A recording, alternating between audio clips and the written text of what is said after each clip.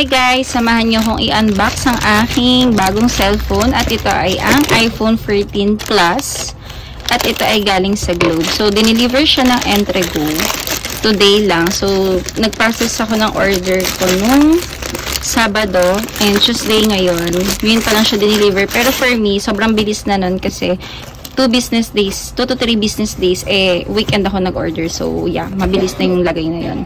So, again, this is from Globe. And actually, pang-apat na iPhone ko na to sa Globe. So, yung pinakauna ay iPhone 11. Then, nag-12 Pro ako. Tapos, nagkaroon din ako ng 13. Then, this time, 14 Plus. Actually, ang bala ko sana talaga ay 15. Kaso, for reservation pa, kailangan ko na talagang mag-upgrade. So, napilitan na ako. Although, hindi ko rin sure kung kailangan ko na ba talaga mag-upgrade. Pero yeah, feeling ko naman, kailangan ko na. So, eto siya. Yeah. Okay. So, online ko lang siya pinrases kasi sarado na yung Globe na branch dito sa Angono. Ayan. So, ito ay color purple or violet. So, yeah! First time ko lang magkakaroon ng ganito kalaking phone kasi yung 11 ko, wala namang plus ng 11. Then, yung 12 Pro ko ay hindi naman Pro Max. Then, yung 13, hindi naman siya mini, pero hindi rin siya yung... anyway, wala naman palang 13 Plus. So, yeah! Ito na siya.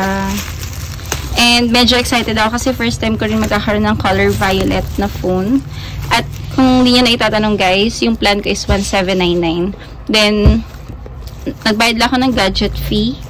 Kasi last 2 months na rin naman ako sa Globe. Yung plan ko sa kanila. Then, binayaran ko lang yun. Tapos, ito, yung instead na magka-cash out ako ng around 29,000, in installment na lang. Parang, kasama na sa bill. Okay, ito na siya. Oh my God. So, ang difference is sobrang laki na nung camera niya. Unlike dun sa 12 and 11 and 13 na ginagamit ko. So, ayan yung phone ko. Ginagamit ko yung 12 Pro. Okay. So, ito siya. Tignan natin. Ooh. Ooh. Tadaan!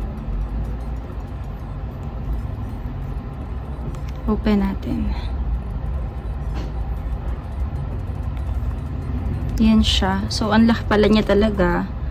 Parang kasing laki ng kamay ko. Yan. Ang cute pala ng purple.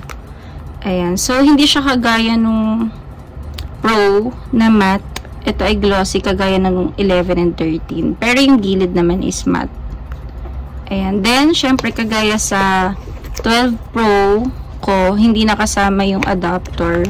Wala nang kahit ano, kundi yung lightning rod lang. So, yun lang. Tada!